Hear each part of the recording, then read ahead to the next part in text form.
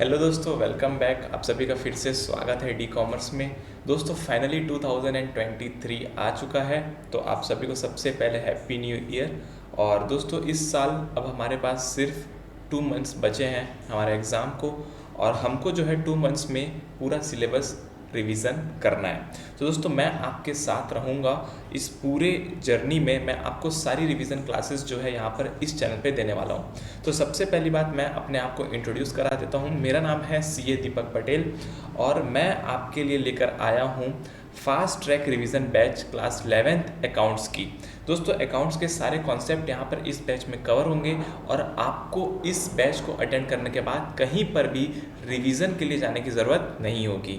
एक बात और मैं आपको बता दूं दोस्तों, यहाँ पर जो ये पीडीएफ आपको स्क्रीन पे दिख रहा है, ये पीडीएफ आपको डिस्क्रिप्शन में फ्री ऑफ कॉस्ट अवेलेबल हो जाएगा। तो आप वहाँ से इस पीडीएफ को डाउनलोड कर सकते हो और इसमें से आप पढ़ सकते हो, या फिर आप चाहो तो आप इसके नोट्स भी बना सकते हो, पर उसमें जो है आपका टाइम थोड़ा सा ज़्यादा कंज्यूम होगा।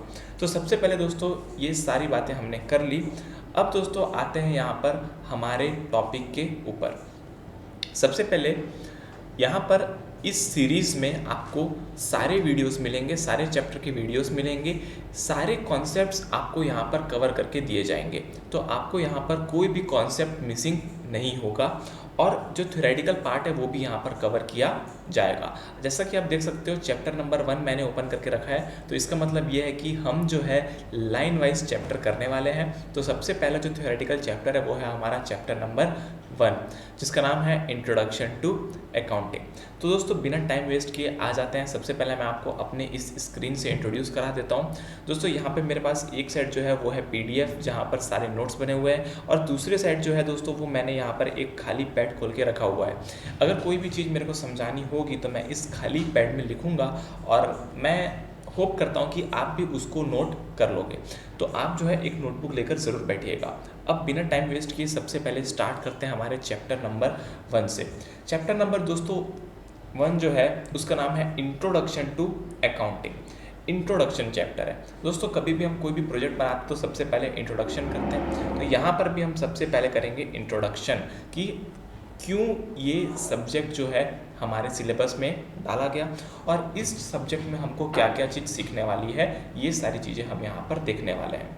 तो दोस्तों सबसे पहले देखते हैं, यहाँ पर एक टर्म लिखा हुआ है अकाउंटिंग। दिख रहा है आप सबको, अकाउंटिंग टर्म लिखा हुआ है अकाउंटिंग।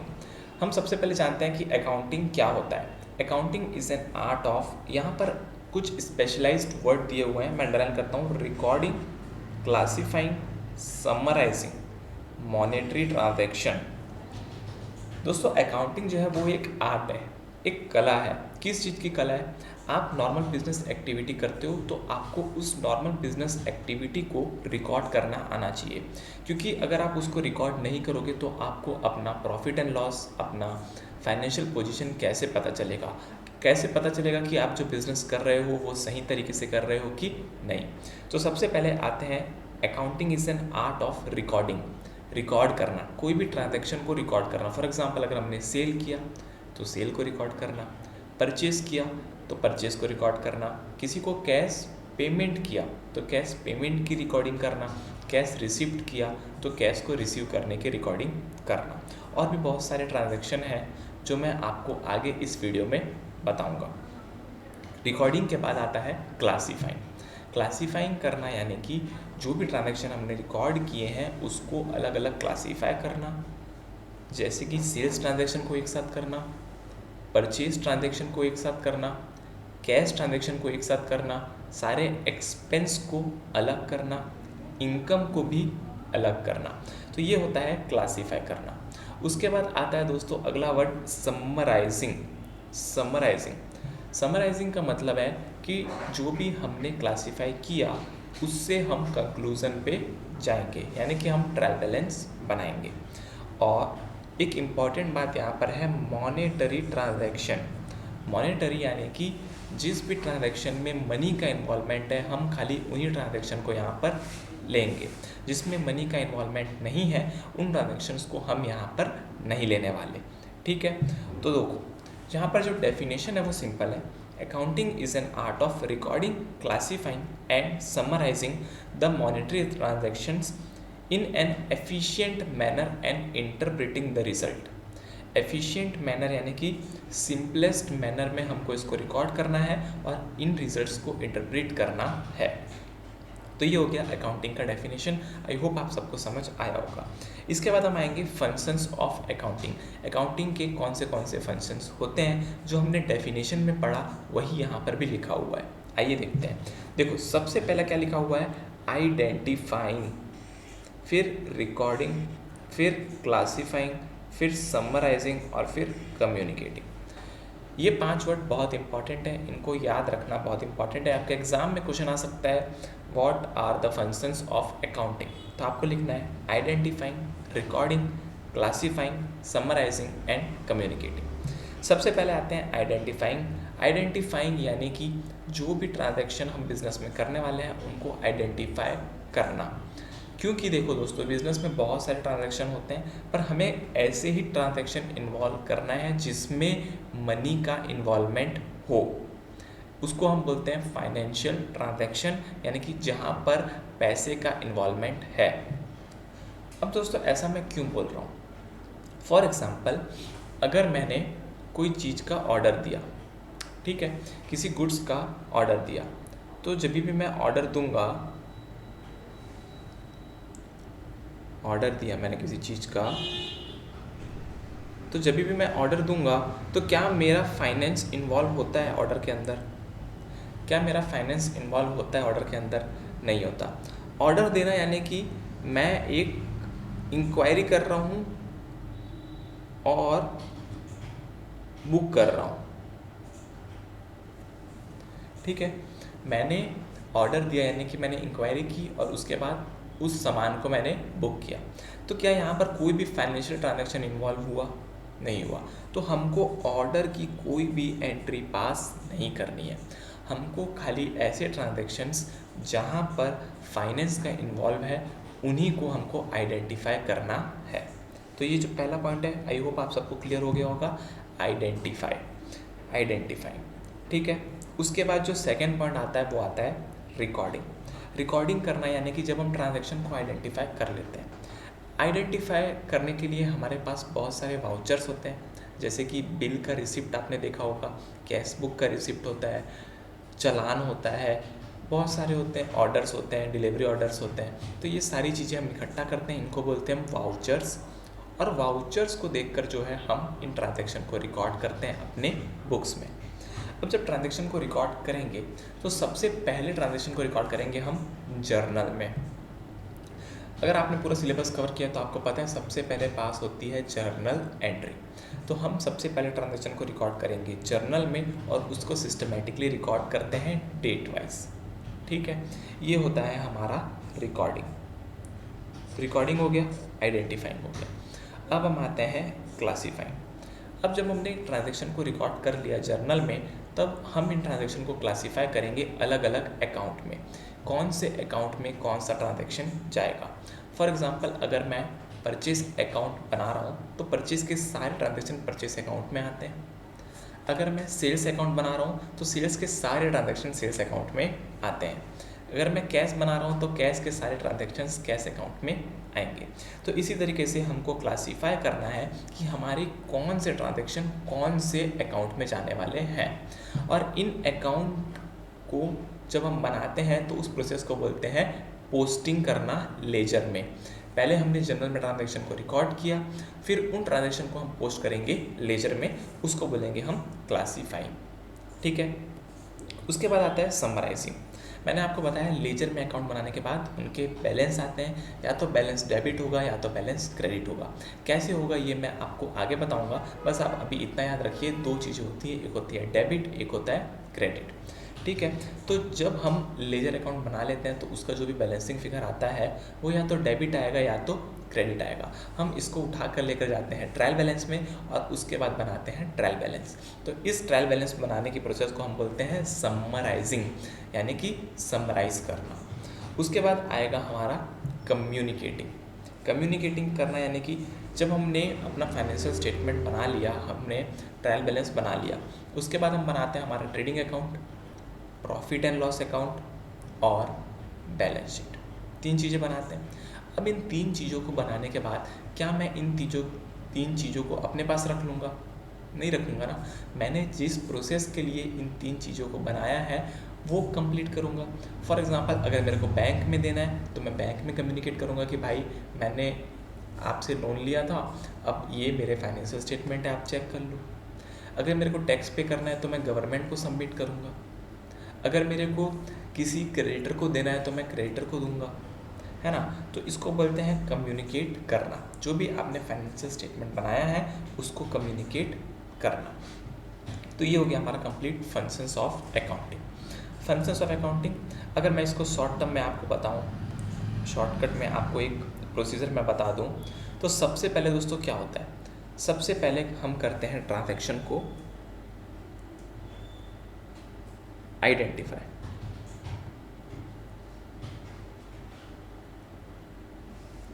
आइडेंटिफाई करने के बाद हम ट्रांजैक्शन को करते हैं रिकॉर्ड। रिकॉर्ड करने के बाद हम ट्रांजैक्शन को करते हैं क्लासीफाई।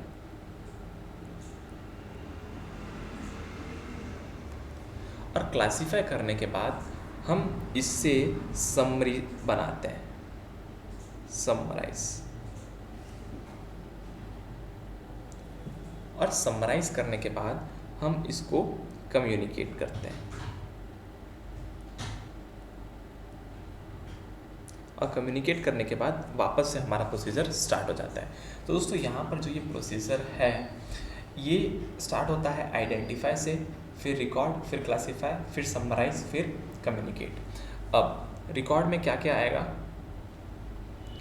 रिकॉर्ड में आएगा जर्नल बनाना, क्लासीफाई में आएगा लेजर बनाना, समराइज में आएगा ट्रायल बैलेंस बनाना, और कम्युनिकेट में आएगा आपका फाइनेंशियल स्टेटमेंट को कम्युनिकेट करना, फाइनेंशियल स्टेटमेंट को कम्युनिकेट करना। आई होप आपको ये चीज़ें समझ आ गई हो।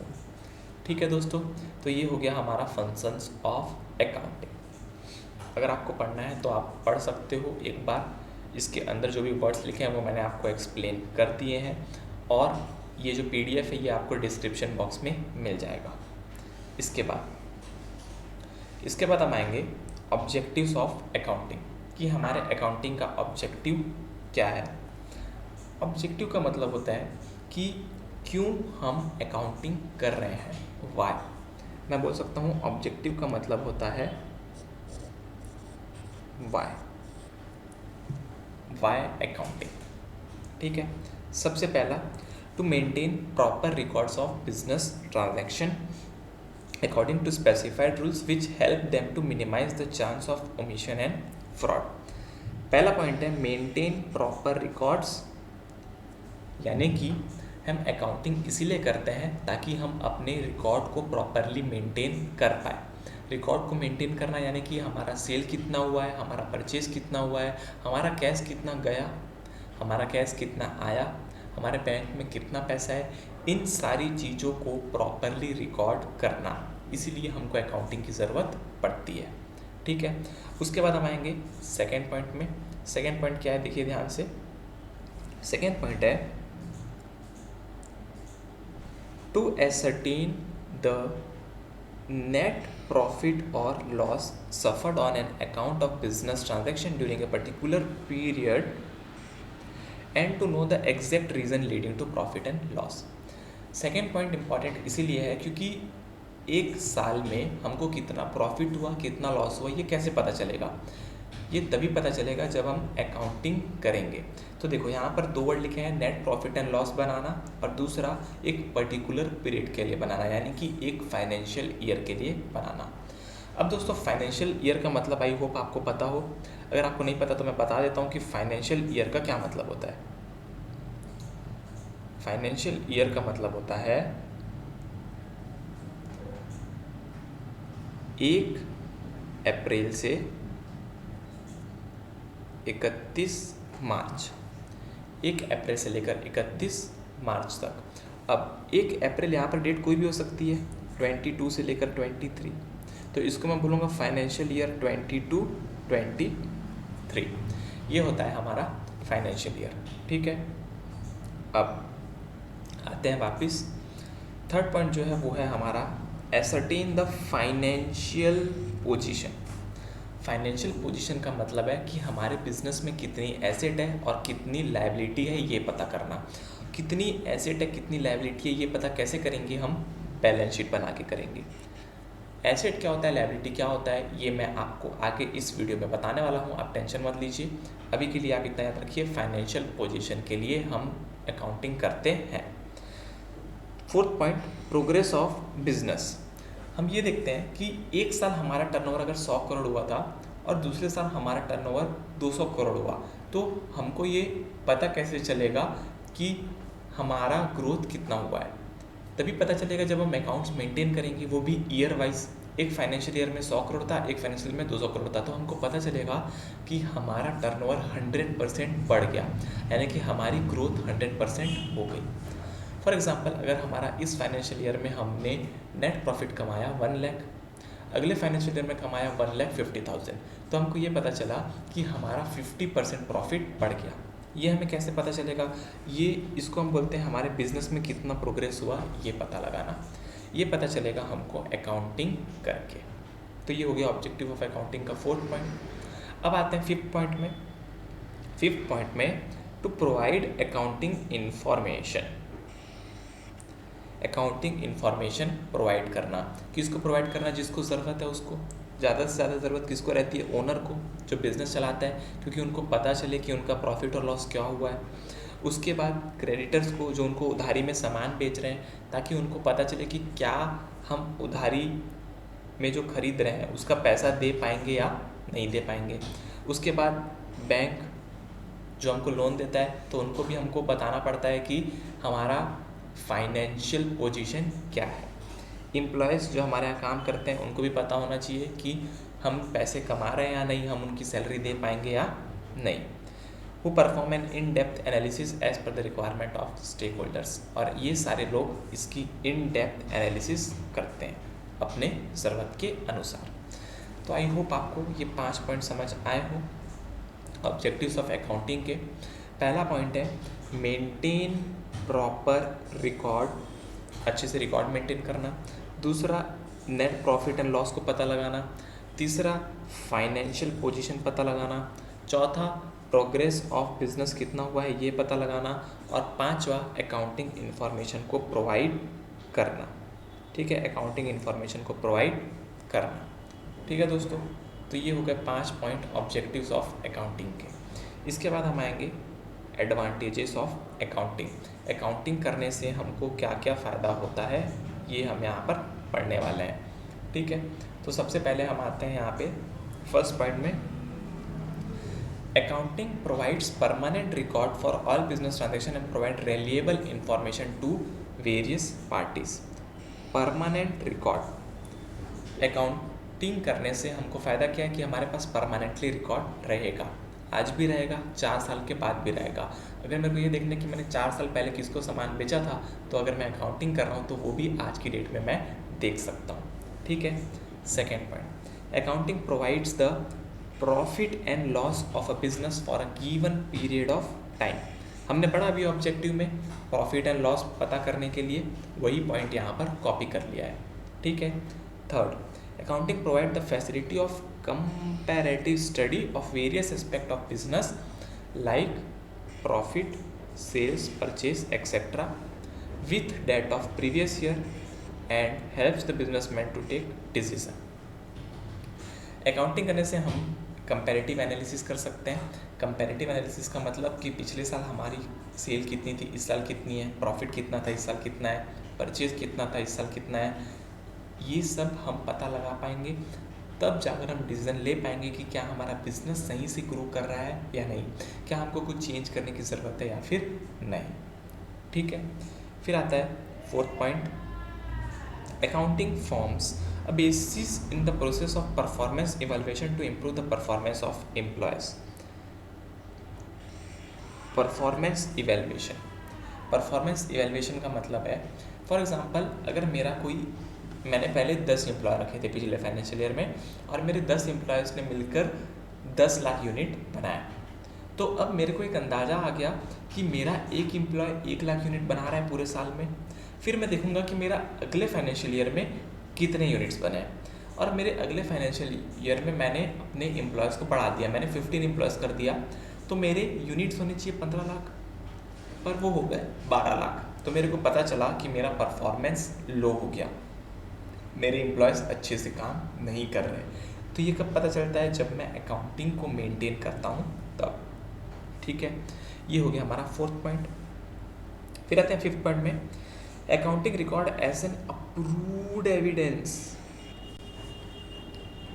फॉर एग्जाम्पल, आपने आज की डेट में उधारी में सामान खरीदा, ठीक है, अब सामान खरीदने के बाद आपके पास कोई प्रूफ भी तो होना चाहिए, तो प्रूफ होगा आपके पास उसका बिल। खरीदने के समय तो ठीक है, पर मान के चलो आपने उधारी में बेच दिया। अब उधारी में बेच दिया और कल को सामने वाले ने बोला कि अब मैं पैसा नहीं दूंगा क्योंकि आपने मेरे को सामान बेचा ही नहीं, आपके पास क्या प्रूफ है? तो आप उस प्रूफ को कैसे पता लगा पाओगे कि प्रूफ क्या है? जब आप अकाउंटिंग करोगे तो आपके पास उसका इन्वॉइस होगा, उस इन्वॉइस को आप देखोगे, उसमें साइन होगी उसकी, तब इन्वॉइस जो है आपको कंफर्म करेगा, आपको एक लीगल एविडेंस देगा कि आपने उनको सामान बेचा था, और फिर आप कोर्ट पे केस कर सकते हो अगर उन्होंने आपका पैसा नहीं दिया तो। ठीक है, ये हो गया हमारा 5 पॉइंट। फिर से रिवीजन कर लेते हैं एडवांटेजेस ऑफ अकाउंटिंग के 5 पॉइंट। पहला जो है वो है परमानेंट रिकॉर्ड मेंटेन करने के लिए, दूसरा प्रॉफिट एंड लॉस निकालने के लिए, तीसरा कंपैरेटिव एनालिसिस करने के लिए, चौथा परफॉर्मेंस को इवेलुएट करने के लिए, और पांचवा एविडेंस को अप्रूव करने के लिए।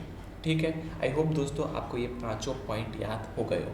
और दोस्तों मैं ये जो अंडरलाइन कर रहा हूँ या फिर हाईलाइट कर रहा हूँ, आप भी इन वर्ड्स को हाईलाइट कीजिएगा, क्योंकि आप खाली इन वर्ड्स को याद रखोगे तो आपको ऑटोमेटिकली बाकी सारी चीज़ें याद आ जाएगी। फिर आता है लिमिटेशन।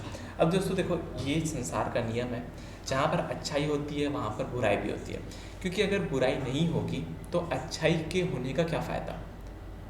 कुछ समझ आया? नहीं। और एक बात बता देता हूँ, अगर संसार में अंधेरा ही नहीं होगा तो उजाले का क्या फ़ायदा? अगर अंधेरा होगा तब तो रोशनी होगी अंधेरे में, अगर अंधेरा रहा ही नहीं तो रोशनी का क्या फ़ायदा? वैसे ही दोस्तों हर चीज़ों के 2 एस्पेक्ट होते हैं, तो अकाउंटिंग में अगर कोई एडवांटेजेस है तो उसके डिसएडवांटेजेस भी होंगे, जिसको हम बोलते हैं लिमिटेशन। अब लिमिटेशन में पहला क्या आता है? One of the majority limitation of accounting is that it consider only monetary transaction. थोड़ी देर पहले मैंने आपको बताया खाली मॉनेटरी ट्रांजेक्शन को रिकॉर्ड करते हैं, तो नॉन मॉनेटरी ट्रांजेक्शन का क्या, उसको हम रिकॉर्ड नहीं करते। फॉर एग्जांपल, मेरे बिजनेस के प्रति क्या फीलिंग है, मेरे प्रोडक्ट की क्वालिटी क्या है, कस्टमर्स मेरे को कितना प्यार दे रहे हैं, क्या मैं इस चीज़ को रिकॉर्ड कर सकता हूँ?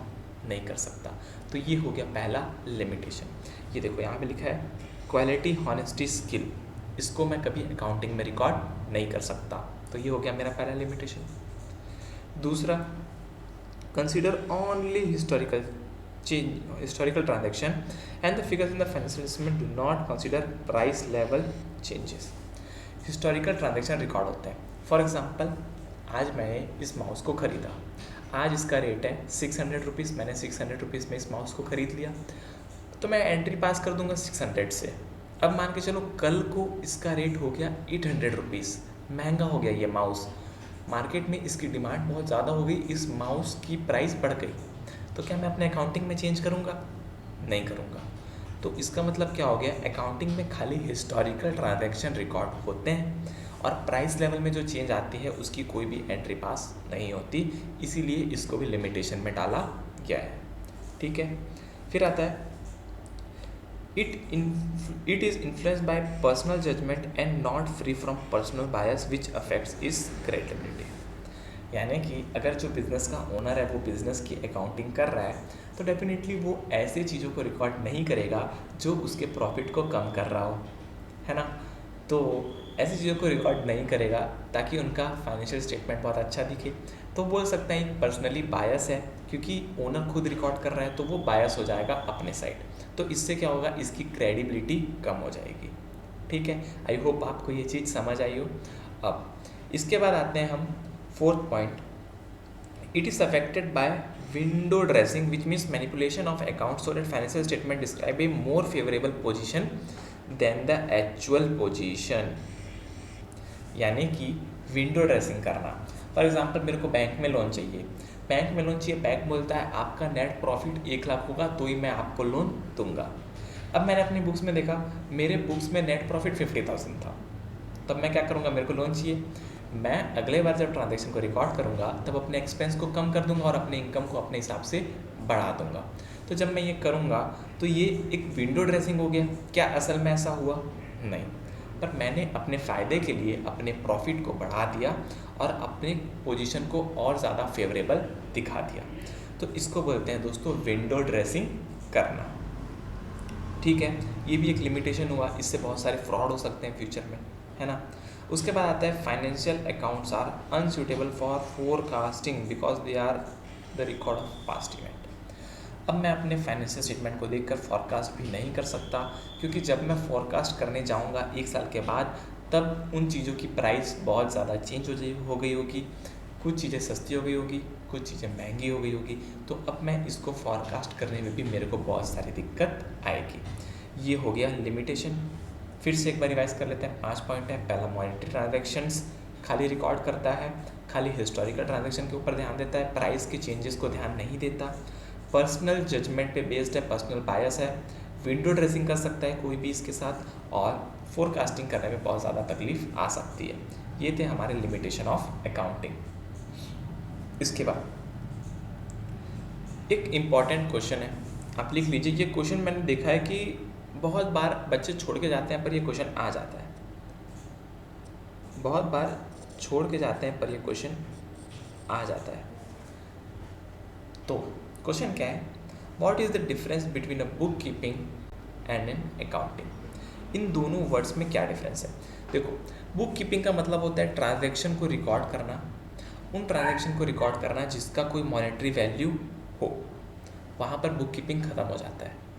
फिर उन ट्रांजैक्शन को रिकॉर्ड करने के बाद उनसे बुक्स ऑफ अकाउंट बनाना, उनसे प्रॉफिट एंड लॉस बनाना, उनसे ट्रेडिंग अकाउंट बनाना, उनसे बैलेंस शीट बनाना, ये सारी चीज़ें आती है हमारी अकाउंटिंग के अंदर। तो एक बात बताओ, अब बुक कीपिंग बड़ा हुआ या अकाउंटिंग? डेफिनेटली अकाउंटिंग बड़ा हुआ, क्योंकि अकाउंटिंग के अंदर बुक कीपिंग आता है। ठीक है, देखते हैं इसको। It concern only with recording monetary transaction, book keeping. और अकाउंटिंग में क्या होता है, क्लासीफाई, समराइज, एनालाइज, सारा कुछ होता है। ठीक है, तो ये हो गया फर्स्ट डिफरेंस। सेकंड डिफरेंस, ये एक प्राइमरी स्टेज है और एक ये सेकेंडरी स्टेज है, यानी कि पहले बुक कीपिंग होगा और फिर अकाउंटिंग होगा। बुक कीपिंग में ट्रांजैक्शन रिकॉर्ड ही नहीं होंगे तो आप अकाउंटिंग कैसे करोगे? ठीक है। Third point, no maintain systematic record of business. यहाँ पर कोई भी सिस्टमैटिक रिकॉर्ड नहीं होता, खाली एंट्रीज पास होती है। रिकॉर्ड कहाँ पर बनता है? अकाउंटिंग में। इसके अकाउंटिंग में हम नेट प्रॉफिट निकालते हैं, नेट लॉस निकालते हैं कि हमारे बिजनेस में कितना फ़ायदा हुआ और कितना नुकसान हुआ। फिर बुक कीपिंग का नेचर क्या है? क्लैरिकल, यानी कि इसमें कोई भी दिमाग नहीं लगाना, खाली उसकी एंट्री पास कर देनी है। लेकिन जब आप अकाउंटिंग करोगे तब आपका एनालिटिकल नेचर होगा, यानी कि आपको अपना दिमाग लगाना पड़ेगा, आपको एनालाइज करना पड़ेगा, मेरा ग्रॉस प्रॉफिट कितना है, मेरा नेट प्रॉफिट कितना है, मेरा एसेट कितना है, मेरा लायबिलिटी कितना है, अगर लॉस हो रहा है तो किस वजह से हो रहा है, कौन से एक्सपेंस मेरे बढ़ गए, कौन सी इनकम मेरी कम हो गई, ये सब आपको कहाँ पता चलेगा? अकाउंटिंग में पता चलेगा। ठीक है, तो ये हो गया difference between book keeping and accounting. फिर आते हैं सब फील्ड्स ऑफ अकाउंटिंग। अकाउंटिंग के कौन से फील्ड हैं? सिंपल है, मैं आपको बता देता हूँ। देखो, सबसे पहला है फाइनेंशियल, दूसरा है कॉस्ट, तीसरा है मैनेजमेंट और चौथा है टैक्स। अब इतनी तरह की हम अकाउंटिंग कर सकते हैं। देखो, सिंपल शॉर्ट मैं आपको समझा रहा हूँ, इनके वर्ड के ऊपर से आप इनके डेफिनेशन बना सकते हो। पहला, फाइनेंशियल यानी कि आपका प्रॉफिट एंड लॉस कितना है, आपका बैलेंस शीट में एसेट और लायबिलिटीज़ कितने हैं, ये देखते हैं हम यहाँ पर। ठीक है, तो ये हमारा बिजनेस का फाइनेंशियल पोजीशन दिखाता है। फिर आते हैं कॉस्ट। कॉस्ट अकाउंटिंग में क्या होता है, हमारे प्रोडक्ट का मैन्युफैक्चरिंग कॉस्ट कितना है ये निकालते हैं। फॉर एग्जांपल अगर मैं एक ये पेंसिल बना रहा हूँ तो इस पेंसिल का कॉस्टिंग कितनी आई, मैं इसको कितने रुपये में बना रहा हूँ, ये निकालते हैं हम कॉस्ट अकाउंटिंग में, क्योंकि हम पर यूनिट कॉस्ट निकालेंगे तभी तो इसकी सेलिंग प्राइस निकाल पाएंगे। फॉर एग्जांपल अगर मेरे को पता ही नहीं कि मैंने पेन को कितने में बनाया तो मैं इसको बेचूंगा कैसे, कितने अमाउंट में बेचूंगा, तो पहले मेरे को पता होना चाहिए कि ये 8 रुपये, 10 रुपये, 15 रुपये कितने में ये पेन बन रही है। फिर मैं उसमें अपनी प्रॉफिट मार्जिन ऐड करूँगा और फिर उसको सेल प्राइस में बेचूंगा। तो इसलिए मेरे को कॉस्ट अकाउंटिंग क्या हेल्प करती है, एक प्रोडक्ट के पर यूनिट कॉस्ट को निकालना, मैन्युफैक्चरिंग कॉस्ट पर यूनिट। ठीक है, फिर आता है third management accounting. Management accounting, management accounting में क्या होता है दोस्तों, मैनेजमेंट अकाउंटिंग में हम ऐसी अकाउंटिंग करते हैं जो हम देखो, अकाउंटिंग तो हम नॉर्मल करते ही हैं, मैनेजमेंट अकाउंटिंग में नॉर्मल अकाउंटिंग ही करेंगे, पर अकाउंटिंग करने के बाद हम क्या करेंगे, इसको एनालाइज करेंगे और ऐसे एनालाइज करेंगे ताकि ये मैनेजमेंट को हेल्प कर सके डिसीज़न लेने के लिए। तो इसको हम बोलते हैं मैनेजमेंट अकाउंटिंग। मैनेजमेंट अकाउंटिंग करके हम इसकी प्लानिंग एंड कंट्रोलिंग, हम अपने बिजनेस की प्लानिंग और कंट्रोलिंग कर सकते हैं मैनेजमेंट की अकाउंटिंग को करके। फिर आता है टैक्स अकाउंटिंग। टैक्स अकाउंटिंग यानी क्या होता है, हमारे में 2 टैक्स होते हैं, एक इनकम टैक्स और एक जीएसटी। तो इनकम टैक्स और जीएसटी में गवर्नमेंट टैक्स लेती है हमसे, तो गवर्नमेंट टैक्स लेगी तो गवर्नमेंट बोलेगी आपके अकाउंट्स दो, तो उसको बोलते हैं हम टैक्स अकाउंटिंग। क्योंकि टैक्स अकाउंटिंग अलग होती है और नॉर्मल बिजनेस की अकाउंटिंग अलग होती है। जब हम टैक्स अकाउंटिंग करते हैं तब हमको इनकम टैक्स के हिसाब से करनी पड़ती है और जीएसटी अकाउंटिंग हमको जीएसटी के हिसाब से करनी पड़ती है, तो इसीलिए टैक्स अकाउंटिंग भी अलग होती है। तो ये 4 पॉइंट को आप याद रखिएगा, financial, cost, management, tax. Financial में profit loss balance sheet, costing में पर यूनिट कॉस्ट, मैनेजमेंट में प्लानिंग एंड कंट्रोलिंग और टैक्स में इनकम टैक्स और जीएसटी से आपको आइडिया आ जाएगा। ठीक है, अब एक बार मैं आप इसको पढ़ा देता हूँ, आप देख लीजिएगा। Financial accounting to ascertain profit and loss and to represent the financial position, profit and loss और एसेट और लायबिलिटी निकालना। Cost accounting ascertain the total cost and per unit cost, कितना कॉस्ट लगा मेरे को एक सामान को बनाने में। फिर आता है management accounting to assist the management in planning and controlling the operation of business, यानी कि प्लानिंग एंड कंट्रोलिंग करने के लिए हम मैनेजमेंट अकाउंटिंग करते हैं। टैक्स अकाउंटिंग टैक्स पर्पस के लिए इनकम टैक्स और जीएसटी। समझ आया आपको, तो याद रखिएगा सब फील्ड्स ऑफ अकाउंटिंग 4 है, financial, cost, management, tax. I hope आपको ये चीज़ समझ आई हो। फिर हम आ जाएंगे क्वालिटेटिव कैरेक्टरिस्टिक्स ऑफ अकाउंटिंग में। इसको बताने से पहले थोड़ा सा ब्रेक ले लेते हैं।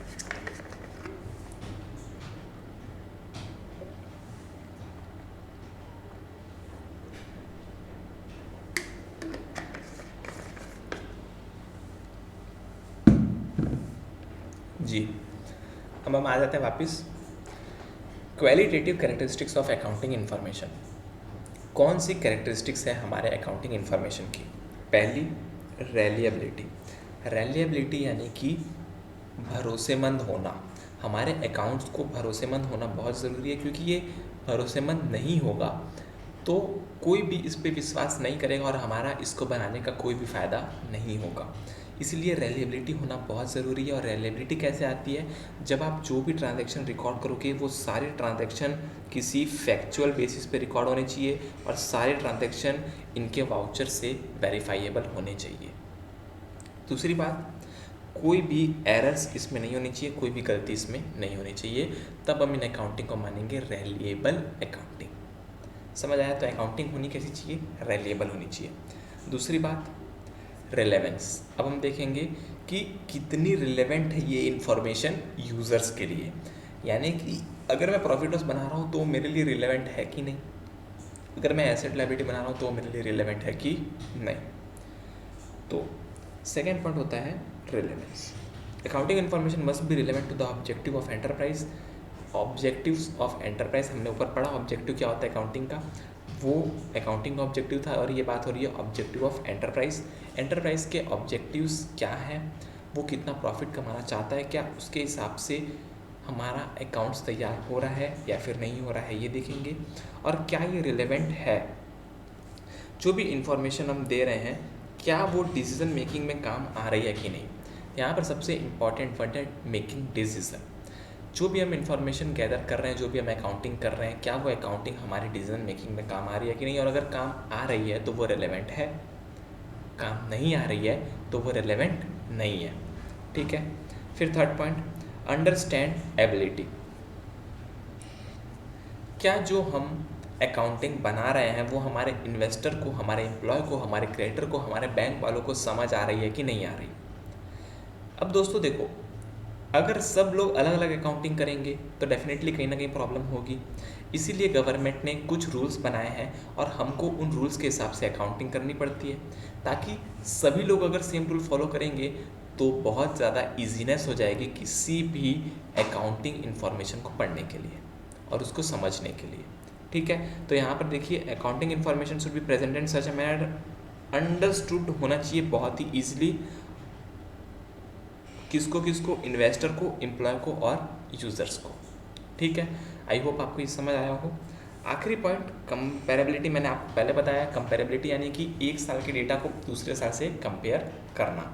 तो कंपेरेबिलिटी होनी चाहिए, यानी कि हर बार फाइनेंशियल ईयर के हिसाब से अकाउंट बनने चाहिए। ऐसा नहीं कि एक बार आप जनवरी से दिसंबर बना रहे हो, एक बार आप अप्रैल से मार्च बना रहे हो, एक बार आप अक्टूबर से बना रहे हो, किसी साल नवंबर से बना रहे हो, किसी साल जुलाई से बना रहे हो। ऐसे बनाओगे तो आप इसको कभी भी कंपेयर नहीं कर पाओगे। तो आपको हमेशा इसको कंपेयर करने के हिसाब से एक स्पेसिफिक पीरियड की अकाउंटिंग को करना है। ये हो गया हमारा qualitative characteristics of accounting information. फिर से एक बार बता देता हूँ। सबसे पहले यहाँ पर क्या इंपॉर्टेंट है, रिलायबिलिटी, फिर रिलेवेंस, फिर अंडरस्टैंडेबिलिटी और फिर कंपेरेबिलिटी। ये चीज़ें यहाँ पर बहुत ज़्यादा इम्पॉर्टेंट है, तो आपको इन चीज़ों को याद रखना है। ठीक है। इसके बाद मैं आता हूँ अकाउंटिंग टर्म्स में, कि मेरे अकाउंटिंग टर्म्स क्या है। ठीक है। अब देखो, अकाउंटिंग टर्म्स में क्या होता है कि जो वर्ड्स हमारे बिजनेस में यूज़ होने वाले हैं वो सारे वर्ड्स यहाँ पर आएंगे। ये बहुत ही इंपॉर्टेंट चीज़ है कि हमारा अकाउंटिंग टर्म्स पे जो ग्रिप है वो बहुत ज़्यादा अच्छा होना चाहिए। तो चलिए स्टार्ट करते हैं। पहला जो वर्ड है वो है बिजनेस ट्रांजैक्शन। बिजनेस ट्रांजैक्शन यानी कि जो भी इकोनॉमिक एक्टिविटी होती है बिजनेस में, जो बिजनेस के फाइनेंशियल पोजीशन को चेंज कर सकती है। इकोनॉमिक एक्टिविटी का मतलब होता है sales, purchase, expense, income, asset, liability, इन सारी चीज़ों को रिकॉर्ड करना, ये होती है इकोनॉमिक एक्टिविटी। यानी कि बिजनेस ट्रांजैक्शन का मतलब ऐसे ट्रांजैक्शंस जो बिजनेस के फाइनेंशियल पोजीशन को चेंज कर सके। सिंपल है, एग्ज़ाम में नहीं आएगा पर आपको नॉलेज होनी चाहिए। अकाउंट क्या होता है, जब हम लेजर बनाते हैं तो हम बोलते हैं लेजर अकाउंट। अकाउंट में क्या होता है, एक बिजनेस के सारे ट्रांजैक्शन को एक साथ लिखते हैं और उसका जो प्रोफार्मा है वो हमेशा टी शेप्ड होता है। टी शेप प्रोफार्मा क्यों बोलते हैं, टी शेप प्रोफार्मा क्यों बोलते हैं, बताता हूँ मैं आपको क्यों बोलते हैं टी शेप प्रोफार्मा। क्योंकि जब भी हम अकाउंट बनाते हैं तो अकाउंट में दो साइड होती है, एक डेबिट और एक क्रेडिट। तो ऐसा बनता है हमारे अकाउंट और बीच में नाम रहता है कि ये कौन सा अकाउंट बन रहा है। फॉर एग्जांपल अगर मैं परचेस अकाउंट बना रहा हूँ तो इसका नाम होगा परचेस अकाउंट। तो आप देख सकते हो यहाँ पर ये आपको टी दिख रहा है, टी, ये देखो टी। इसलिए इसको बोलते हैं TCF प्रोफॉर्मा। एक सेट डेबिट एक सेट क्रेडिट, और इसके अंदर आता है date, particulars, journal folio, amount, date, particulars, journal folio, amount. ये मैं आपको आगे आने वाले समय में एक्सप्लेन करूँगा कि लेजर अकाउंट कैसे बनाना है। बस आप अभी ये याद रखिए कि ये कहाँ कहाँ से आ रहा है, ठीक है। सेकेंड पॉइंट हो गया अकाउंट, थर्ड पॉइंट हो गया कैपिटल, फोर्थ पॉइंट हो गया ड्राइंग।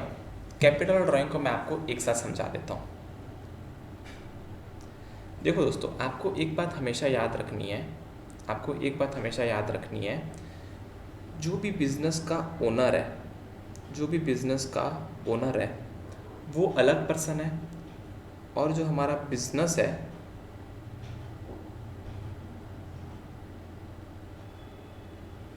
वो एक अलग एंटिटी है। बिजनेस जो है वो एक अलग एंटिटी है और ओनर जो है वो अलग पर्सन है। तो जब भी कोई बिजनेस चालू करना चाहेगा तो बिजनेस चालू करने के लिए क्या चाहिए बताइए? बिजनेस चालू करने के लिए क्या चाहिए? पैसा, पैसा चाहिए। तो अगर किसी ओनर के पास पैसा है तो वो अपने बिजनेस में लगाएगा। फॉर एग्जांपल, इस ओनर के पास 1 लाख रुपए है, ये अपने बिजनेस में 1 लाख रुपए डालेगा। तो इस 1 लाख रुपए को हम बोलेंगे कैपिटल। समझ में आया? जब ओनर अपने बिजनेस में कोई पैसा लगाता है उसको हम बोलते हैं कैपिटल। जरूरी नहीं पैसा लगाए, अगर वो कोई भी बिल्डिंग अपने बिजनेस के लिए लेकर आ रहा है, कोई भी फर्नीचर लेकर आ रहा है, कोई भी गुड्स लेकर आ रहा है, तो इन सारी चीज़ों को हम कैपिटल मानेंगे, ठीक है। यानी कि कोई भी ओनर अपने बिजनेस के लिए कोई भी सामान लेकर आ रहा है अपने खुद के पैसे से, तो उसको हम कैपिटल मानेंगे। अब मान के चलो ओनर ने बिजनेस में पैसा डाला, कैपिटल डाला 1 लाख, ठीक है, कैपिटल डाला 1 लाख। अब 1 लाख कैपिटल डाला, इसने बिजनेस स्टार्ट किया और 1 साल के बाद इसने प्रॉफिट कमाया 50,000। प्रॉफिट का मतलब जानते हो आप? प्रॉफिट का मतलब होता है कि हमने पैसे को लगाकर उस पैसे को कितना बढ़ाया है। तो इसने क्या किया, 1 लाख पैसा लगाया और अब इसने प्रॉफिट कमा लिया 50,000। तो अब इसके पास टोटल पैसे कितने होंगे? 1,50,000। अब एक बात बताओ, ये पैसा किस लिए कमा रहा है? अपने लिए कमा रहा है, अपने फैमिली के लिए कमा रहा है, अपने बच्चों के लिए कमा रहा है, अगर बच्चे हैं तो, वाइफ है तो वाइफ के लिए कमा रहा है, गर्लफ्रेंड है तो गर्लफ्रेंड के लिए कमा रहा है, किसी के लिए भी ये पैसे कमा रहा है। तो अब ये पैसे को लेकर भी तो जाएगा। कमा लिया इसने, इसके बिजनेस में 1.5 लाख है, पर इसको कभी ना कभी खुद के लिए इस पैसे को खर्चे करने पड़ेंगे। इसको मूवी देखनी है, इसको क्रिकेट स्टेडियम में जाकर देखना है, कुछ भी देखना है, तो इसको पैसा तो चाहिए। तो ये पैसा कैसे निकालेगा? अब ये क्या करेगा, इस 1,50,000 में से ड्राइंग्स करेगा, 20,000 अपने पर्सनल यूज़ के लिए, ड्राइंग्स करेगा। और फिर इसके पास बचेगा 1,30,000।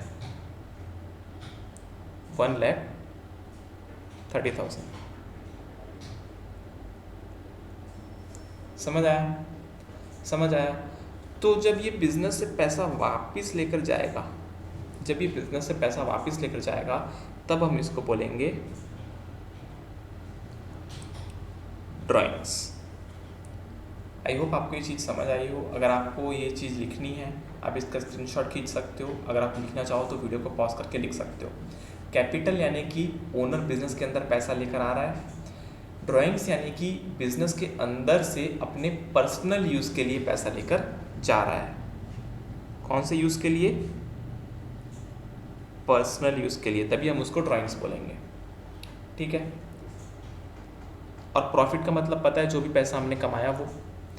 तो देखो, हमारा 2 कॉन्सेप्ट कवर हो गया, capital amount invested by the owner, drawings amount withdrawn by the owner for personal use, ठीक है। फिर आते हैं प्रॉफिट, जो excess of total revenue over total expense, loss यानी कि excess of expense over revenue. अब मेरा एक सवाल है आप लोगों से, बताइएगा। मेरा एक सवाल है, अगर मेरा सेल्स यानी कि मेरा इनकम 2 लाख है और मेरा परचेज यानी कि मेरा एक्सपेंस 1 लाख, ये मेरा आ गया financial year 21-22, financial year 22-23, 5 lakh, 6 lakh. अब एक बात बताओ, फाइनेंशियल ईयर 21-22 में मेरे को प्रॉफिट हुआ कि लॉस? सिंपल क्वेश्चन है, फाइनेंशियल ईयर 21-22 में मेरे को प्रॉफिट हुआ कि लॉस? डेफिनेट सी बात है, मैंने सामान को बेचा 2 लाख में, खरीदा था 1 लाख में, तो मेरे को हो गया प्रॉफिट 1 लाख। तो ये प्रॉफिट कैसे आया? जब मेरा इनकम ज़्यादा होता है और मेरा एक्सपेंस कम होता है तब मेरे को प्रॉफिट होता है। अब एक बात बताओ, फाइनेंशियल ईयर 22-23 में मेरे को प्रॉफिट हुआ कि लॉस? बताओ, प्रॉफिट हुआ कि लॉस? लॉस हुआ। क्या हुआ? लॉस। क्यों लॉस हुआ? क्योंकि मेरा एक्सपेंस ज़्यादा था और मेरा इनकम कम था। तो एक बात हमेशा याद रखना, जब इनकम ज़्यादा हो तब प्रॉफिट, जब एक्सपेंस ज़्यादा हो तब लॉस। लिखना है आप लिख सकते हो, मैं आता हूँ वापस। देखो लिखा है एक्सेस ऑफ टोटल रिवेन्यू और total expenditure profit, expenses over revenue loss. ठीक है, फिर आते हैं गेन। गेन यानी कि monetary benefit resulting from event और transaction which are incidental to the business like profit on sale of fixed asset. देखो, जब मैं गुड्स को बेचूंगा तब मेरा प्रॉफिट होगा।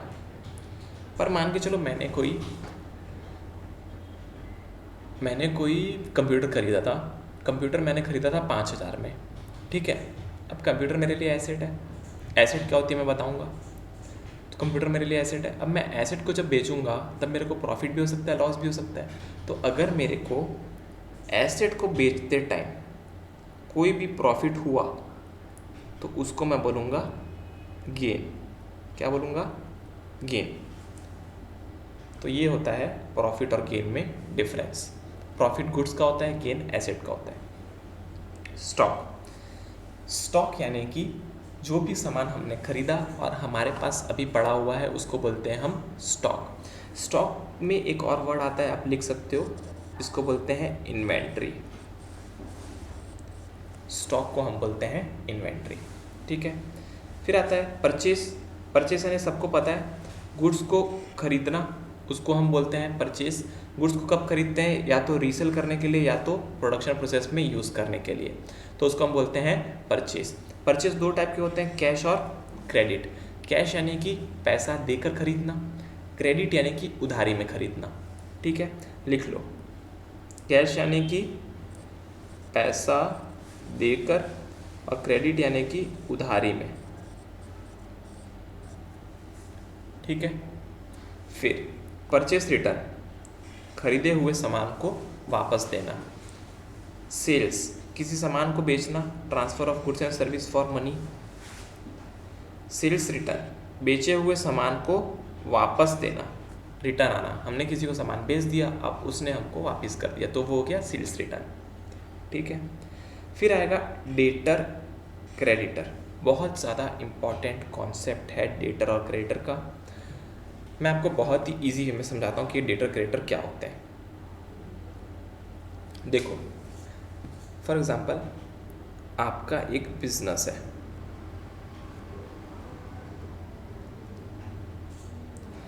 अब आपका जो बिजनेस है उसमें आप 2 चीज़ें करोगे। पहला, परचेज करोगे कोई सामान बिजनेस में अंदर, और फिर उस सामान को ले जाकर बेच दोगे। यही काम करोगे आप, पहला परचेज और फिर दूसरा सेल। अब जब आपने परचेज किया तो परचेज दो टाइप के हो सकते हैं, कैश और क्रेडिट। सेल भी दो टाइप के हो सकते हैं, कैश और क्रेडिट। अब यहाँ पर बात हो रही है क्रेडिट परचेज की और क्रेडिट सेल्स की। क्रेडिट परचेज की और क्रेडिट सेल्स की, यानी कि हमने उधारी में खरीदा और उधारी में बेचा। सिंपल कॉन्सेप्ट याद रखना, अगर मैं एक बिजनेस हूँ और मैं सामान उधारी में खरीद रहा हूँ, अगर मैं एक बिजनेस हूँ और सामान उधारी में खरीद रहा हूँ, तो मेरे को इसको पैसा देना है। अगर मैं क्रेडिट परचेज कर रहा हूँ तो मेरे को पैसा देना है, और अगर मैं क्रेडिट सेल कर रहा हूँ तो पैसा लेना है।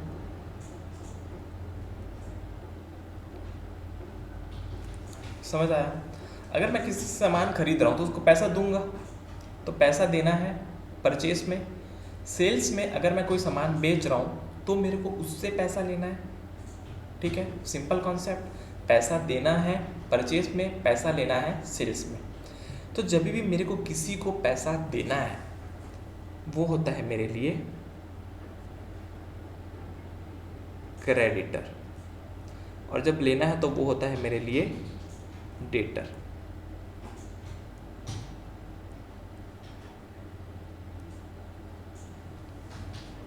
जब भी मेरे को किसी को पैसा देना है तो वो क्रेडिटर, और किसी से पैसा लेना है तो वो डेटर। एक और सिंपल बात याद रखना, परचेज के केस में हमेशा क्रेडिटर आता है और सेल्स के केस में हमेशा डेटर। ठीक है, परचेज के केस में हमेशा क्रेडिटर और सेल्स के केस में हमेशा डेटर। तो अगर आपको ये चीज़ लिखनी है तो लिख लीजिए, सिंपल कॉन्सेप्ट में बता दे रहा हूँ। क्रेडिटर यानी कि पैसा देना है, डेटर यानी कि पैसा लेना है। क्रेडिटर जो है वो हमारे लिए लायबिलिटी है क्योंकि हमें पैसा देना है, और डेटर हमारे लिए एसेट है क्योंकि हमको इससे पैसा लेना है। स्क्रीनशॉट खींच लीजिए, बहुत ही इंपॉर्टेंट चीज़ मैंने आपको समझा दी है। अगर आपको समझ ना आई हो तो आप रिपीट करके देख सकते हो। ठीक है, तो डेटर जिसको सामान बेचे, पैसा क्रेडिट में बेचे सामान, और यहाँ पर सामान खरीदे क्रेडिट में खरीदे क्रेडिटर। वाउचर यानी कि सपोर्टिंग डॉक्यूमेंट, जैसे कि invoice, sales receipt, purchase receipt, cash receipt, delivery order, delivery challan, ये सारे जो डॉक्यूमेंट्स रहते हैं इनको हम बोलते हैं वाउचर्स। ठीक है, वाउचर्स काम आते हैं ऑडिटिंग करने में। ऑडिटिंग यानी कि चेक करना कि क्या हमने सही से रिकॉर्ड किया या फिर नहीं। ठीक है, उसके बाद आएगा हमारा इनकम। इनकम यानी कि difference between revenue and expense. Simple, revenue यानी कि सेल्स। ठीक है, इनकम का मतलब होता है रिवेन्यू और एक्सपेंस के बीच का डिफरेंस। फिर आते हैं एक्सपेंस में। एक्सपेंस का मतलब होता है amount use in order to produce and sell goods. जो भी खर्चा करते हैं हम अपने सामान को बनाने के लिए और उसको बेचने के लिए, उसको हम बोलते हैं एक्सपेंस। ठीक है, फिर आता है डिस्काउंट। डिस्काउंट यानी कि जो भी हम रिबेट देते हैं उसको बोलते हैं डिस्काउंट। डिस्काउंट आपको पता होगा, मॉल्स में डिस्काउंट होता है। 100 रुपये की चीज़ 50 रुपये में मिल रही है, 50% डिस्काउंट। 100 रुपये की चीज़ 70 रुपये में मिल रही है, 30% डिस्काउंट। 100 रुपये की चीज़ 40 रुपये में मिल रही है, 60% डिस्काउंट। तो ये होता है डिस्काउंट। डिस्काउंट दो टाइप के होते हैं, कैश डिस्काउंट और ट्रेड डिस्काउंट। कैश डिस्काउंट और ट्रेड डिस्काउंट। कैश डिस्काउंट क्यों देते हैं? जब भी हमें कैश की ज़रूरत होती है, हमको जल्दी कैश चाहिए, तब हम कैश डिस्काउंट देते हैं। फॉर एग्ज़ाम्पल, मेरे पास कोई बंदा आया, उसने बोला कि मेरे को ऐसे टाइप के 15-20 बॉटल चाहिए उधारी में। मैंने बेच दिए, पर मैंने उधारी में बेचे, फिर मेरे को याद आया कि मेरे को तो पैसा चाहिए, तो मेरे को उससे जल्दी पैसा मंगवाना है। तो मैं क्या करूँगा, उसको लालच दूंगा। क्या लालच दूंगा? भाई देख, इन 15 बॉटल के 15,000 होते हैं, पर तू मेरे को अगर अभी कैश देगा तो मैं तेरे को 14,000 में दे दूंगा। अगर तू मेरे को अभी कैश देगा तो मैं तेरे को 14,000 में दे दूंगा। तो ये 1,000 रुपीज़ का मेरा लॉस हुआ, उसको मैं बोलता हूँ कैश डिस्काउंट। कैश डिस्काउंट क्यों देते हैं? फॉर मेकिंग प्रॉम्प्ट पेमेंट, ताकि पेमेंट हमको जल्दी मिल जाए। फिर आता है ट्रेड डिस्काउंट। ट्रेड डिस्काउंट यानी क्या होता है पता है? जो एक फिक्स परसेंटेज में रहता है और सारे कस्टमर को मिलता है और इसकी कोई भी एंट्री पास नहीं होती। सबसे इंपॉर्टेंट चीज़ है नॉट एंटर्ड। अंडरलाइन कर लो इसको, is not entered in the books of accounts. बहुत बार क्वेश्चन में ट्रेड डिस्काउंट दिया रहता है पर हमको उसकी कोई भी एंट्री पास नहीं करनी है। अब ट्रेड डिस्काउंट क्या होता है मैं आपको बताता हूँ।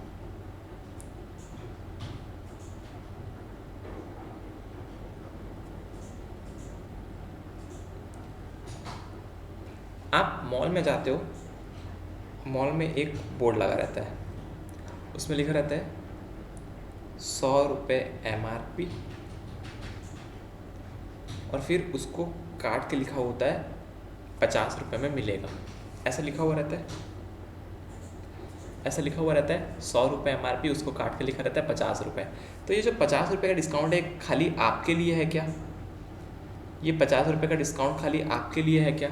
नहीं, जो भी मॉल में आ रहा है सबके लिए है। तो जब कोई डिस्काउंट नॉर्मल होता है जो सबको मिलता है उसको हम बोलते हैं ट्रेड डिस्काउंट। जो डिस्काउंट नॉर्मल होता है जो सबको मिलता है उसको हम बोलते हैं ट्रेड डिस्काउंट। आई होप आपको समझ आया हो। ट्रेड डिस्काउंट नॉर्मल रहता है, कस्टमर को अट्रैक्ट करने के लिए, कस्टमर का दिमाग घुमाने के लिए यूज़ करते हैं, उसको बोलते हैं हम ट्रेड डिस्काउंट। ठीक है। और कैश डिस्काउंट यानी कि प्रॉम्प्ट पेमेंट मिले इसलिए हम देते हैं जो डिस्काउंट, उसको बोलते हैं हम कैश डिस्काउंट। ठीक है। फिर आता है हमारा बैड डेब्ट।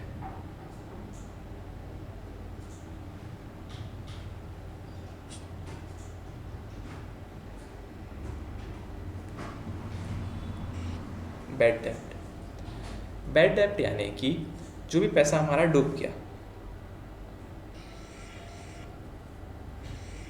जो भी पैसा हमारा डूब गया उसको हम बोलेंगे बैड डेब्ट। फॉर एग्जांपल मैंने थोड़ी देर पहले आपको एक एग्जांपल बताया था, ये वाला एग्जांपल याद है आप सभी को? मेरे को पैसा लेना था डेटर से, मेरे को डेटर से पैसा लेना था। अब 5 साल के बाद ये बंदा बोलता है कि मैं पैसा नहीं दूंगा, मैं पैसा नहीं दूंगा, तुमको जो करना कर रहा हो, मेरे पास पैसा ही नहीं है, मैं तो गरीब हो गया, मैं तो कंकाल हो गया, मेरे पास कुछ नहीं है मेरी किडनी के सिवाय। तो इस चीज़ को बोलते हैं बैड डेब्ट। देखो वर्ड यहीं से आ रहा है, ये डेटर वाला वर्ड दिख रहा है आपको? डेटर के वर्ड के स्टार्टिंग में क्या लिखा है? डेब्ट। डेटर, डेटर यानी कि अच्छा डेटर जो पैसा देगा। जब ये डेटर हमको पैसा नहीं देता है, हमारा पैसा डूब जाता है, तब इसी डेटर को हम बोलते हैं बैड यानी कि गंदा डेब्ट। गंदा डेब्ट, जो पैसा हमको नहीं मिलने वाला उसको हम बोलते हैं बैड डेब्ट। ठीक है। तो आई होप आपको ये समझ आया हो कि बैड डेब्ट का मतलब क्या होता है। फिर आते हैं हम एसेट के अंदर। अब हम पढ़ेंगे एसेट क्या होता है और लायबिलिटी क्या होता है। देखो एसेट यानी कि सिंपल वर्ड में बोलूँ तो बिजनेस की प्रॉपर्टी। एसेट यानी कि सिंपल वर्ड में बोलूँ तो बिजनेस की प्रॉपर्टी।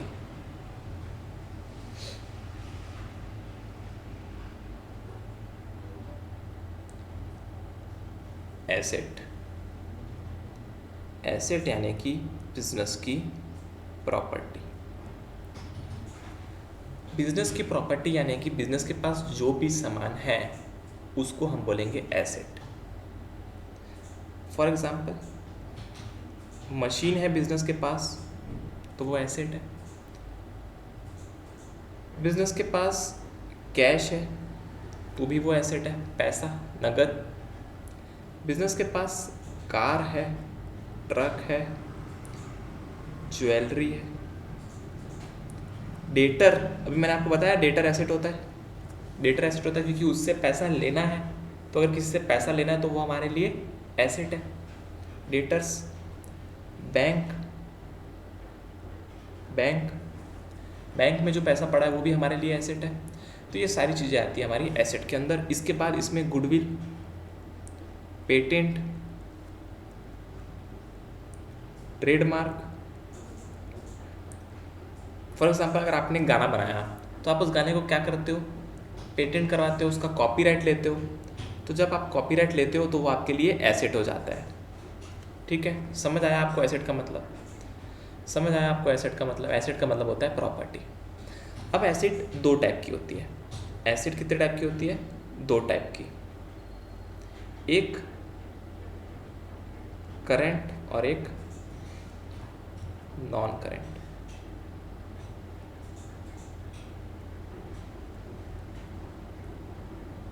एक होती है करंट एसेट और एक होती है non current asset. Current asset का मतलब जिसको शॉर्ट टर्म में कैश में कन्वर्ट कर सकते हैं। क्या कर सकते हैं? शॉर्ट टर्म में कैश के अंदर कन्वर्ट कर सकते हैं। शॉर्ट टर्म का मतलब है 1 साल से कम। 1 साल से कम अगर मैं किसी एसेट को कैश में कन्वर्ट कर सकता हूँ तो वो आएगा मेरा करंट एसेट। और अगर कन्वर्ट नहीं कर सकता, 1 साल से ज़्यादा लगेगा, तो वो आएगा मेरा नॉन करंट एसेट। समझ आया? 1 साल से ज़्यादा लगेगा या फिर लॉन्ग टर्म में वो कन्वर्ट होगा तो उसको बोलेंगे नॉन करंट एसेट। ठीक है, अब मैंने आपको ऊपर एग्जाम्पल लिखवाए थे एसेट के। अगर मैं इन एग्जाम्पल्स को बांटूं तो देखो, मशीन 1 साल के अंदर कन्वर्ट नहीं होगा, non current. Cash current, cash current. Car non current,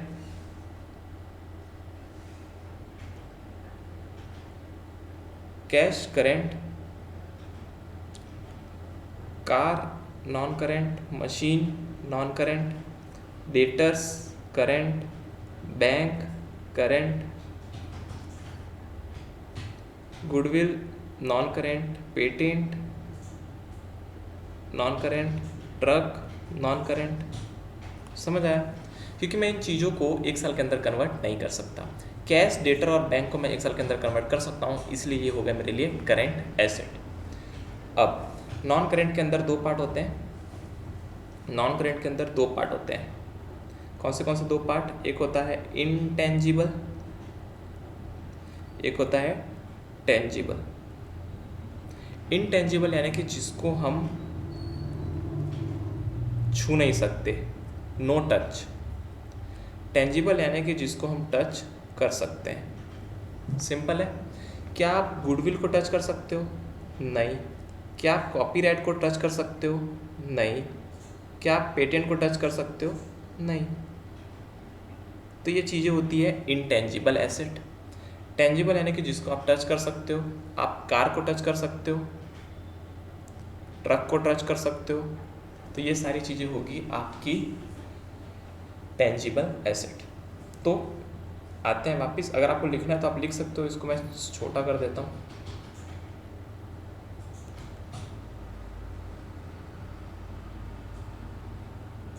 ये देखो, पहले एसेट के दो पार्ट, करंट और नॉन करंट। करंट यानी कि जो शॉर्ट टर्म में 1 साल के अंदर कन्वर्ट हो जाए कैश में, वो। नॉन करंट यानी कि जो 1 साल से ज़्यादा लगाएगा कन्वर्ट होने में, वो। नॉन करंट के अंदर दो पार्ट, टेंजिबल और इनटेंजिबल। इनटेंजिबल जिसको टच नहीं कर सकते, टेंजिबल जिसको टच कर सकते हैं। आते हैं वापस। देखो, asset properties owned by the business. दो टाइप के एसेट होते हैं, करंट और नॉन करंट। करंट का मतलब can be converted with in 1 year. इसका मतलब होता है होल्ड फॉर लॉन्गर पीरियड। फिर एग्जाम्पल लिखा है कैश, रिसीवेबल एक्सेट्रा। यहाँ पर इनटेंजिबल यानी कि जिसको छू नहीं सकते, कांट बी टच। टेंजिबल यानी कि जिसका फिजिकल एग्जिस्टेंस होता है। सिंपल एसेट समझ आया? लायबिलिटी। लायबिलिटी के भी दो पार्ट होते हैं। लायबिलिटी यानी कि financial obligation. Financial obligation, responsibility to pay. हमारे पास रिस्पॉन्सिबिलिटी है किसी चीज़ का पेमेंट करने के लिए। फॉर एग्जांपल क्रेडिटर का पेमेंट करना है तो वो हमारी रिस्पॉन्सिबिलिटी होगी, तो वो हो गया हमारा financial obligation. It denote the amount which A business ओज टू अदर, यानी कि हमको किसी और को पैसा देना बाकी है, तो वो हो गया हमारे लिए लायबिलिटी। समझ आया? हमको किसी और को पैसा देना बाकी है तो वो हो गया हमारे लिए लायबिलिटी। लायबिलिटी का मतलब रिस्पॉन्सिबिलिटी टू पे। दो टाइप के लायबिलिटी हो सकते हैं, अगेन नॉन करेंट और करेंट। करेंट यानी कि 1 साल के अंदर पे करना है किसी को पैसा तो करेंट, 1 साल के बाद हम पे करेंगे तो भी चलेगा तो नॉन करेंट।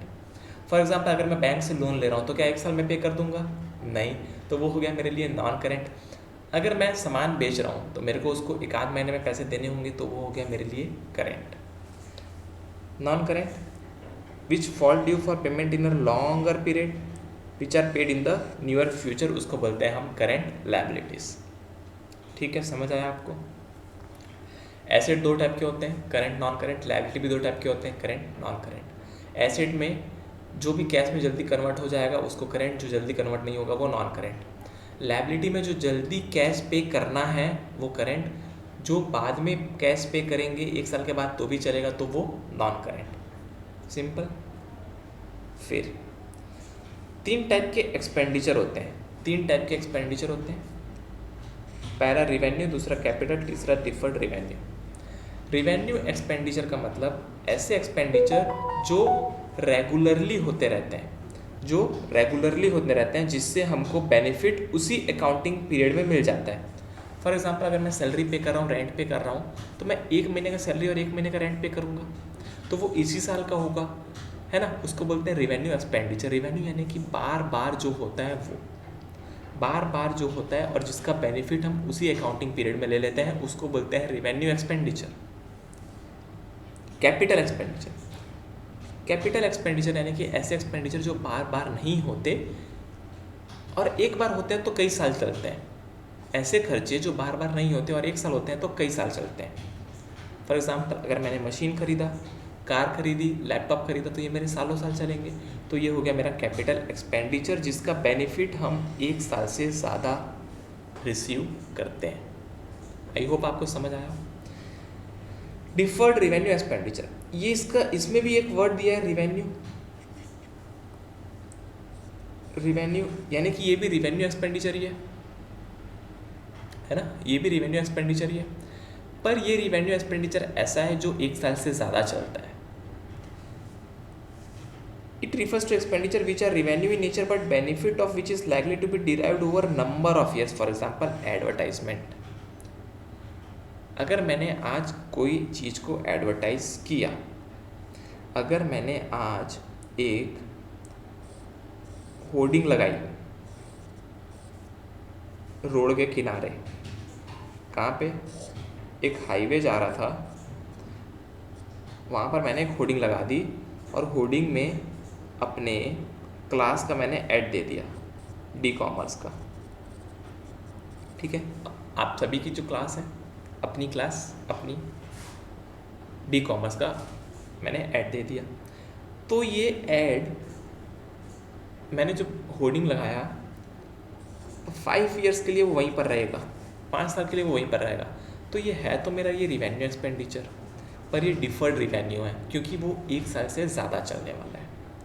इसीलिए आई होप आपको ये समझ आया हो कि मैं क्या बताना चाह रहा हूँ। तो 3 टाइप के एक्सपेंडिचर होते हैं, रिवेन्यू, कैपिटल, डिफर्ड रिवेन्यू।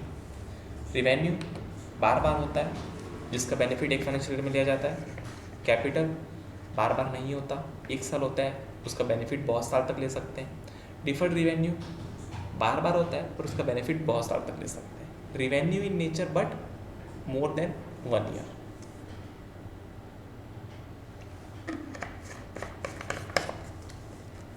तो ये हो गया हमारा चैप्टर नंबर 1 कंप्लीट। आपको अगर ये वीडियो पसंद आया हो, आई होप आपको आया होगा अगर ये वीडियो पसंद, तो वीडियो पसंद आता है तो आपको पता है क्या करना है, सब्सक्राइब करोगे तो आगे की वीडियोस आपको मिलेंगे।